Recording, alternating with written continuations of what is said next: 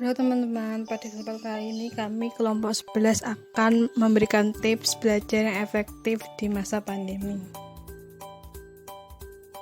Anggota dari kelompok 11 yaitu yang pertama Alfredo Herijanto, yang kedua Aprina Piranda Gumbala, dan yang ketiga Pramestivan Wadani Santoso. Sebelum menjelaskan lebih lanjut mengenai tips belajar, saya akan menjelaskan apa itu belajar dan dampak pandemi bagi pembelajaran di Indonesia secara singkat. Belajar atau pembelajaran adalah proses untuk memperoleh pengetahuan atau keterampilan tentang sesuatu melalui pengalaman pembelajaran atau pengajaran. Belajar dapat dibedakan menjadi yang pertama classical conditioning. Classical conditioning adalah pembelajaran di mana stimulus netral terkait dengan stimulus bawaan yang dapat memunculkan respon baru.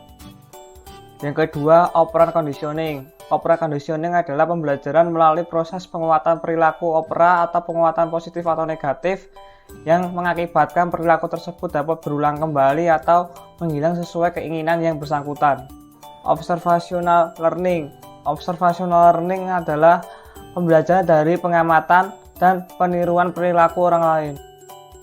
Di masa pandemi membuat semua sektor merasakan dampaknya. Salah satunya adalah dunia pendidikan. Sebagai upaya untuk mencegah penyebaran pandemi COVID-19, pemerintah mengharuskan sekolah menerapkan pembelajaran secara daring. Hal tersebut membuat murid dan guru harus melakukan pembelajaran secara online melalui via WA, Zoom Meeting, Google Meet, dan lain-lain. Namun dalam pelaksanaan pembelajaran secara online ini banyak terdapat kendala yang dirasakan oleh guru dan murid. Oleh karena itu, diperlukan tips belajar yang efektif di masa pandemi ini.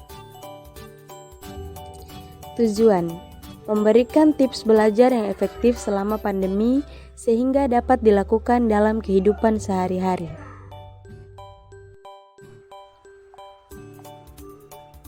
Tips belajar online di masa pandemi. Berikut ini beberapa tips belajar yang dapat dilakukan di masa pandemik agar berjalan dengan efektif. Yang pertama, belajar sambil melakukan kegiatan yang membuat fokus seperti mendengarkan musik atau memakan cemilan.